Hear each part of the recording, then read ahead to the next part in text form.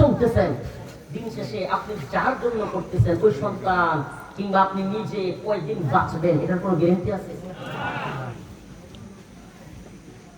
কেউ কেউ যারা রাজনীতি করেন, যারা মেম্বার পর্যায়ে যারা আছে, আপনাদের যেহেতু এটা সিটি কর্পোরেশন মেম্বার না, কাউন্সিলর পর্যায়ে যারা আছে, তারা চিন্তা করে আমি যদি আগামীতে মেয়র হয়ে যেতে পারি কিংবা আমি যদি আগামীতে এমপি হয়ে যেতে পারি তাইলে মনে হয় সফল।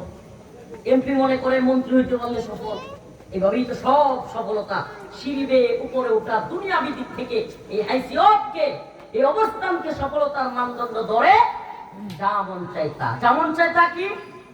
নামাজের খবর নাই, আল্লাহকে স্মরণ করবার দরকার নাই, দুর্গা পূজা আসছে, ইমান কোথায় গেল না গেল দেখবার টাইম নাই, মন্দিরে গিয়া দুর্গা দেবীর প্রশংসা, রোজা পূজা একত্রিত করা, কৃষ্ণ কৃষ্ণ মুহাম্মদ সাল্লাল্লাহু আলাইহি সাল্লামকে নিয়ে কথা বলা, তারপরে দেবী দুর্গা শক্তিশালী।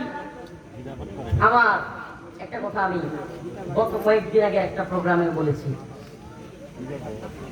বিগত পালিয়ে যাওয়া প্রাইম মিনিস্টার শেখ হাসিনা কথা বলেছিলেন, দীর্ঘদিন আগে ওয়াজে চড়ে যখন মা দুর্গা আসে তখন নাকি দেশে ফুলে ফসলে ভরে যায়। চিৎকার করে নাউজুবিল্লাহ বলছেন, ভালো কথা।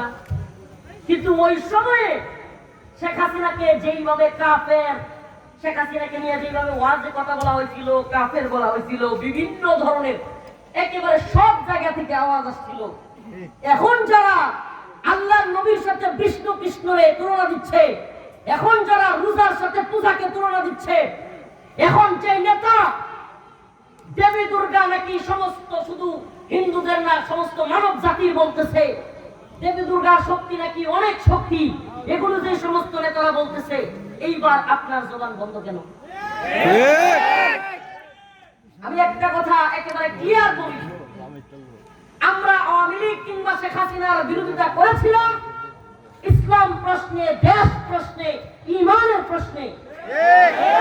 তেমনিভাবে বর্তমান সময়েও যদি কেউ ইসলাম এবং দ্বীনের প্রশ্নে, দেশের প্রশ্নে ছাড় দেয়, আপোষ করে, হিন্দুত্ববাদীদের দালালি করে, আমেরিকান এজেন্ডা বাস্তবায়ন করতে চায়, আল্লাহ কোরআন অবমাননা হওয়ার পরেও শাস্তি না দিয়া কোরআন অবমাননাকারীর পক্ষ নেই, জালেম হাসিনার তখতাও যেমন ভাবে লড়ে গিয়েছে তেমনি ভাবে আল্লাহ কোরআন অবমাননার জন্য ডক্টর ইউনূসের গতি কিংবা পরবর্তীতেও যারা আসবে কোরআনের জন্য, দ্বীনের জন্য, তাদের বিরুদ্ধেও আমরা দাঁড়ায় যাব।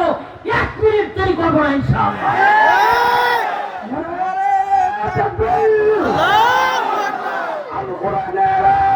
ঘরে ঘরে চালো, আল হাদিসের আলো, ঘরে ঘরে চালো, আল কোরআনের আলো, ঘরে ঘরে চালো, আল্লাহর নামে শুকর, এর সাবধান তাকবীর। আমাদের বক্তব্য একেবারে ক্লিয়ার। শেখ হাসিনা যদি গজে চড়ে মা দুর্গা আসে এই কথা বলার কারণে আমি বিরোধিতা করি, আমি অবশ্যই বর্তমান সময়েও যদি কেউ বলে আমার বিরোধিতা করতে হবে, আর যদি না করি বোঝা যাবে ওই বিরোধিতাটা ইসলামের জন্য, ধর্মের জন্য ছিল না, রাজনীতির জন্য ছিল। রাজনীতির জন্য ধর্মকে ব্যবহার করবেন না। সেটা কিরকম? ধর্মকে ইউজ করবেন না। আপনি রাজনীতি করেন, কিন্তু যদি আপনার দলের লোক আল্লাহর বিপক্ষে, দ্বীনের বিপক্ষে, কোরআনের বিপক্ষে কথা বলে, অবশ্যই আপনাকে তখন বর্জ্য উঠতে হবে। আপনার ধর্ম ঠিক আছে, আপনার ঈমান ঠিক আছে, আর না হলে বোঝা যাবে আপনার মধ্যে নিফাক ঢুকেছে। ومن الناس من يقول آمنا بالله وباليوم الآخر وما هم بمؤمنين। আল্লাহ রাব্বুল আলামিন বলেন, মানুষদের মধ্য থেকে ومن الناس من يقول آمنا, কিছু লোক বলে আমান্না আমরা ঈমানদার, আমরা আল্লাহ এবং আখিরাতের উপর বিশ্বাসী। আল্লাহ বলেন ওয়ামা হুম বিমুমিনিন, আসলে প্রকৃতপক্ষে এরা মুমিন না। এরা মানুষের সামনে ঈমানদার পরিচয় দেয়, এরা মসজিদে আইসা বড় ঈমানদার, মন্দিরে গিয়ে বড় হিন্দু, বৌদ্ধের কাছে গিয়া বড় বৌদ্ধ, খ্রিস্টানদের গির্জায় গিয়া পাদ্রী, ওই জায়গায় গিয়া বড় খ্রিস্টান। আল্লাহ রাব্বুল أفتؤمنون ببعض الكتاب وتكفرون ببعض فما جزاء من يفعل ذلك منكم إلا خزي في الحياة الدنيا ويوم القيامة يردون إلى أشد العذاب الله رب العالمين বলেন أفتؤمنون ببعض الكتاب وتكفرون ببعض তোমরা কি এই কোরআনের এই কিতাবের কিছু অংশের উপর ঈমান আনলা ওয়াতাকফুরুনা বিবাদ আর কিছু অংশকে অস্বীকার করলা ফামা জাযাউ মান ইয়াফআলু যালিকা মিনকুম যারা এরকম করবা কিছু বিশ্বাস করবা কিছু করবা না নামাজের কথা বললে বলবা হ্যাঁ ঠিক আছে ভালো রোজার কথা বললে বলবা হ্যাঁ ঠিক আছে রোজা এক মাস কেন এক বছর রাখো আমাদের আপত্তি কি না খাইলে তো আমরা বেশি খুশি আমরা খাইতে পারবো হজের কথা বললে বলবা ঠিক আছে আপনি হজে যান কিন্তু যদি বলা হয় জিহাদের কথা যদি বলা হয় দ্বীনের জন্য প্রয়োজনে মরতে হবে তাইলেই বলবা জঙ্গি মৌলবাদী তাইলে বুঝা গেল আফাতুমিনুনা বিবাদিল কিতাব ওয়া তাকফুরুনা বিবাদ তুমি কোরআনের কিছু মানো না ঠিক কিতাবের কথা বললে জিহাদের কথা বললে তুমি যদি বলো মৌলবাদী জঙ্গিবাদী আমি বলবো আল্লাহর কোরআনে যেই পরিমাণে কিতাব এবং জিহাদের আয়াত আছে অন্য কোন ইস্যুতে এত পরিমাণে আয়াত নাই মুসলমানরা কেমনে টিকে থাকবে এই যে আমাদের একজন কাউন্সিলর বলে গেলেন ফোন আসছে বলতেছে হুজুররা মাইক দিয়ে সালাবাদি করে মসজিদ মাদ্রাসা কিভাবে টিকে থাকবে বাস্তবতা হলো মসজিদ মাদ্রাসা তখনই টিকে থাকবে যতদিন পর্যন্ত ইসলামের জন্য জীবন দেনে ওরা টিকে থাকবে এই দ্বীনের জন্য যতদিন পর্যন্ত জীবন দেওয়ার মতো ব্যক্তি রেডি থাকবে শাহাদাতের তামান্নাওয়ালা মানুষ যতদিন তৈরি থাকবে ততদিন পর্যন্ত এই মসজিদ মাদ্রাসা খানকা সব টিকে থাকবে প্রিয় ভাইরা আমার বন্ধুগণ তাইলে আমি আবারও বলতেছি দেখেন আমাদের কথা একেবারে ক্লিয়ার আমরা আওয়ামী লীগ কিংবা শেখ হাসিনার বিরুদ্ধে ছিলাম কি কারণে এই কারণে যে সে দেশকে ভারতের গোলামে পরিণত করেছিল এই কারণে যে সে আলেমদেরকে কারাগারে নিক্ষেপ করেছিল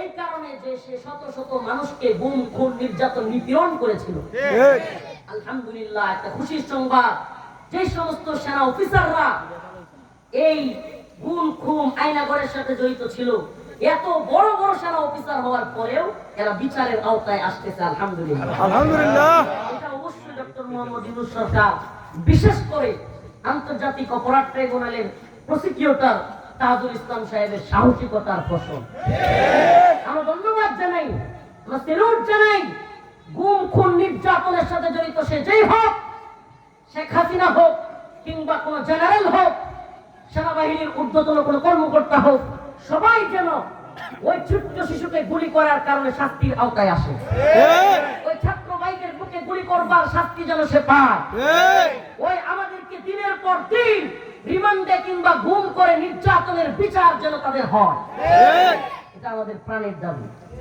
প্রত্যেকটা আসামি আমি যত একজন ভিকটিম কি বলবো ভাই আমি নিজে একজন রাজ সাক্ষী ভিকটিম হওয়ার পরেও আল্লাহকে সাক্ষী রেখে কোরআন হাতে নিয়ে বললেও এ আওয়ামী লীগ বিশ্বাস করবে না এদেশে কি পরিমাণে আওয়ামী লীগ সরকার গুম খুন নির্যাতন নিপীড়ন করছে এরপরে ওরা বিশ্বাস করবে না কেন বিশ্বাস করবে না আমি একটা জিনিস চিন্তা করেছি আমার একেবারে আপনজন কাছেরও যারা আওয়ামী লীগ করে এদের মধ্যে একটা জিনিস দেখেছি আল্লাহ মাফ করুক কথাটা বলতে বাধ্য হচ্ছি কোরআনের ভাষায় খাতামাল্লাহু আলা কুলুবিহিম এদের অন্তরে আল্লাহ সিল মোহর মেরে দিয়েছে এরা যেন কিছুই দেখে না এরা আমি যখন বলি কসমকে কোরআন দিয়ে যে ভাই আমাদের উপর নির্যাতন হয়েছে অনেক মানুষকে নির্যাতন করেছে নিপীড়ন করেছে গুম করেছে খুন করেছে আমি নিজে সাক্ষী তবুও এরা বিশ্বাস করবে না তবুও এরা শুনতে চাইবে না কেন আল্লাহ বলেন খাতামাল্লাহু আলা কুলুবিহিম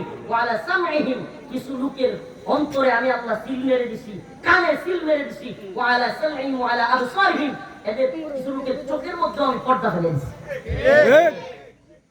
আল্লাহ তাআলা এদেরকে হেদায়েত দান করুন আমিন আরো জোরে বলেন আমিন আমিন তো আমরা বিরোধিতা করেছি এজন্যই যে সে গুম নির্যাতনের সাথে জড়িত। এজন্যই যে আলেম ওলামাদের কৃষি গ্রেফতার করেছে, এজন্যই যে দেশকে ভারতের গোলামে পরিণত করেছে। বলবেন হুজুর, এখন যদি একই কাজ অন্যরা করে, সবার আগে বান্দা রফিকুল ইসলাম মাদানী এই সরকারের বিরুদ্ধে দাঁড়ায় যাবে, দালালি করবেন। যদি বর্তমান সরকার আমেরিকার দালালি শুরু করে, বিরোধিতা করতেছি, আরো করবো।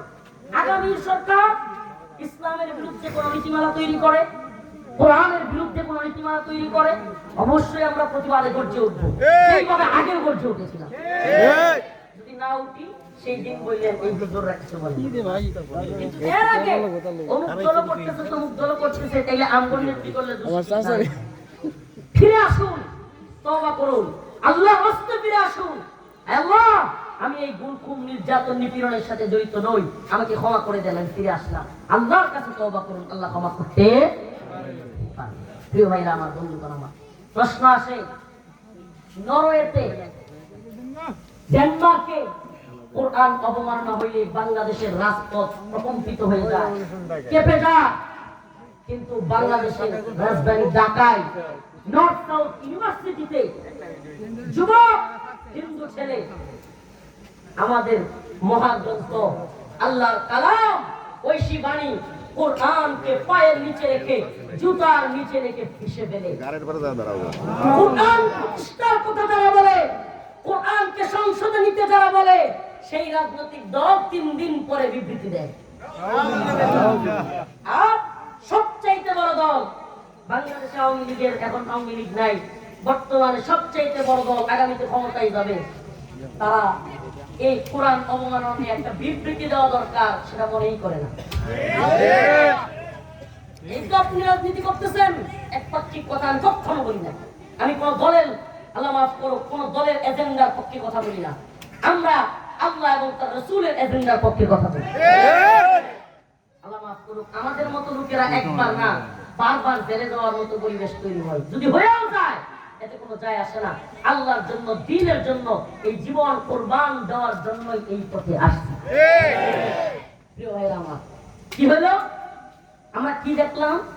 কোরআন দিনে দুপুরে ছেলেটা শুধুমাত্র কোরআন অবমাননা করে নাই, কোরআনের পাতা ছিঁড়ছে, পায়ের নিচে রাখছে, কলিজা কেঁপে ওঠে, লোমগুলো দাঁড়ায় যা। আমার বাংলাদেশে বৈশা ঢাকায় পায়ের নিচে কোরআনকে অবমাননা করে, আর সেই ছেলে কিভাবে বেঁচে থাকে? ও মুসলিম উম্মাহ, তোমাদেরকে বলি, আমরা আইন হাতে তুলে নিতে চাই না, কিন্তু যদি বাংলাদেশে প্রকাশ্যে কেউ কোরআন অবমাননা করে, রাসূলকে গালি দেয়, তাকে যদি রাষ্ট্র ব্লাসফেমি আইন করে সরাসরি হত্যা না করে, ফাঁসির কাস্তে না ঝোলায়, আগামী দিনে কোন আইনের তোয়াক্কা করবো না। আমরা সেই সমস্ত কুলাঙ্গার গুলোকে, প্রকাশ্য দিবালুকে কল্লা ধরে টান মেরে ফিরে ফেলবো ইনশাআল্লাহ।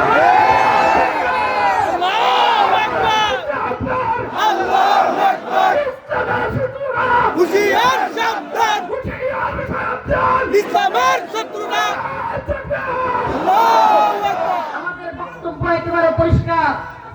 আপনারা যদি আইনি ভাবে তাদের সর্বোচ্চ সাজা নির্ধারণ করেন, বাবা, সর্বোচ্চ সাজা যদি আপনারা নির্ধারণ করেন, এ মুসলমান আজকে কোরআনের আলোচনা শুনতে আসছেন, কোরআন পড়তে চান, মসজিদে যান, কোরআন চুমু খান, ঘরেও কোরআন রাখেন, আর আল্লাহ কোরআন অপমানিত হয়, কলিজা ফেটে যায় না? এইভাবেও কেউ অপমান করে না, কোরআনকে এইভাবে পায়ের নিচে রেখা এইভাবে ছিঁড়ে ফেলে। আমি বলছিলাম ওই দিন আমার ফেসবুক আইডিতে সরাসরি ঘোষণা দিয়া, যে ওর পা গুলো যেইভাবে কোরআনের পাতা ছিঁড়ছে, ওই পা দিয়ে লাথি মারছে, ওর পা গুলো ছিঁড়ে ফেলেন, ওর পা ছিঁড়ে ওই নর্থ সাউথ ইউনিভার্সিটির সামনে ঝুলায় রাখেন। প্রিয় ভাইরা আমার, আপনাদের কাছে আমাদের এই মিডিয়ার মধ্য দিয়ে সারা দেশবাসীর কাছে আমার বক্তব্য একেবারে পরিষ্কার করে দিই, সুস্পষ্ট। যদি শুনেন, কোন ফেসবুক অ্যাকাউন্ট হ্যাক হয়েছে, কিংবা ফেসবুক অ্যাকাউন্ট তার কিনা জানা যাচ্ছে না, এই ধরনের যদি কোনো গুজব হয়, আপনারা হুজুগে কোনো কিছু করবেন না। কিন্তু যদি কনফার্ম জানা যায় আল্লাহর কোরআনকে কেউ অবমাননা করেছে, আল্লাহর রাসূলকে কেউ গালি দিয়েছে, আপনাদেরকে বলে গেলাম, বান্দা রফিকুল ইসলাম মাদানী আপনাদের সাথে প্রয়োজন হলে আল্লাহ না করুক হুকুমের আসামি হইতে রাজি আছে, ওইটারে পুইটা ফেলবেন। আর কথা আছে না আমি নিজে আপনাদের সাথে প্রয়োজনে আসামি হব, রাষ্ট্র বিচার করতে ব্যর্থ হলে আমরা এদেরকে ধরে ছিঁড়ে ফেলবো। আরেকবার যদি কোরআনকে এভাবে অবমাননা করা হয়, ইনশাআল্লাহ আমরা সেই জায়গায় একত্রে গিয়ে যেভাবে পারি ওকে ইনশাআল্লাহ অবশ্যই শাস্তির আওতায় নিয়ে আসবো। আমরা আবারও বলছি, আমরা চাই আপনারাই শাস্তি দেন। আমরা নিজেরা শাস্তি দিতে চাই না, কিন্তু যদি আপনারা শাস্তি না দেন, বিলম্ব করেন, যদি আপনারা টাল বাহানা করেন, আমরা অবশ্যই ব্যবস্থা নিব। এটা আমাদের ঈমানের দাবি। আমি মুমিন, আমার সফলতা যে কোরআনের পথে চললে, আমার সফলতা যে কোরআনকে ধারণ করলে, আপনি সেই কোরআনকে এভাবে অবমাননা করবেন। আমরা তো আপনাদেরকে কোনোদিন অবমাননা করি না। আপনি বলেন বাংলাদেশের চেয়ে পৃথিবীতে কোন দেশে সুন্দরভাবে হিন্দু, বৌদ্ধ, খ্রিস্টান, মুসলমান বসবাস করে? কোন মুসলমান, আল্লাহ মাফ করুন, কোন মুসলমান হিন্দু হওয়ার কারণে কাউকে মারতে যায়? হিন্দু লোকটা হিন্দু এই কারণে কাউকে মারে? রাজনৈতিক সমস্যা, এলাকার পারিবারিক সমস্যা, কিন্তু মুসলমানের মারামারি হয়। তেমনি ভাবে হিন্দুদের সাথে বৌদ্ধদের সাথেও মারামারি লাগতে পারে। কিন্তু কোন ব্যক্তি বিধর্মী, এজন্য বাংলাদেশের কোন মুসলমান কোন অমুসলিমকে আঘাত করেন না। আমরা অমুসলিমদেরকে আঘাতের পক্ষে নই, আমরা অমুসলিমদেরকে গালাগালির পক্ষে নই, অমুসলিমদের উপাসনালয় ভাঙচুরের পক্ষে নয়। তাদের উপাসনালয়ে তারা উপাসনা করবে, তাদের ধর্মের গ্রন্থ তারা পাঠ করবে, তাদের ধর্মের গণ্ডির ভিতরে থেকে তারা তাদের কাজ করবে, আমরা আমাদের ধর্মের কাজ করব। এতে আমরা তাদেরকে বাধা দেওয়ার কিংবা তাদের বাড়ি ঘরে আক্রমণ করার পক্ষে নই। কিন্তু যদি বারবার হিন্দুদের মধ্য থেকে কেউ উস্কানি দিয়ে কোরআন এবং রাসূলকে অবমাননা করে, মুসলমান কয়বার সহ্য করে? ভারতে গরু গোশত খাওয়া